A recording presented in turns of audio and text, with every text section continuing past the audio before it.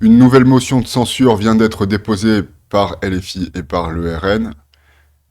Et à un moment où le gouvernement risque donc d'être renversé alors que le budget n'a toujours pas été voté, ce qui est absolument inédit, que la France n'ait pas de budget en début d'année, le pouvoir exécutif menace de dissoudre l'Assemblée pour organiser des élections anticipées.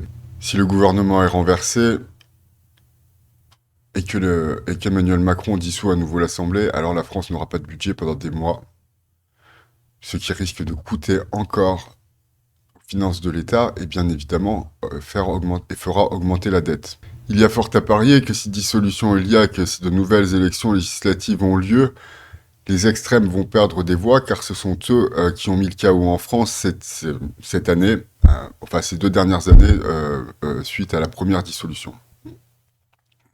Donc les électeurs ne sont pas stupides au point de revoter pour eux.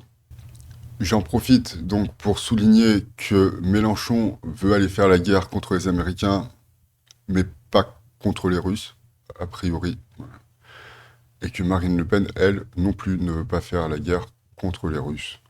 Alors que ce sont les Russes qui sont en Europe, en tout cas, les troupes russes sont sur les terres du marché européen en Ukraine, marché économique européen. Donc, ce qui me pousse donc à penser que les gens ne vont pas voter pour l'extrême droite et pour l'extrême gauche. En tout cas, les personnes raisonnables ne vont pas voter pour l'extrême droite et pour l'extrême gauche.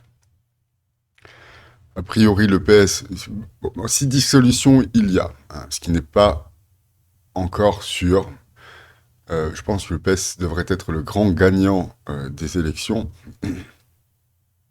Parce que, bon, entre LR et l'extrême droite, il y a l'épaisseur d'une feuille de papier. Donc je pense pas que LR va gagner des voix. Le PS, lui, fort de son soutien, oserais-je dire, au parlementarisme à l'heure actuelle, devrait gagner des voix.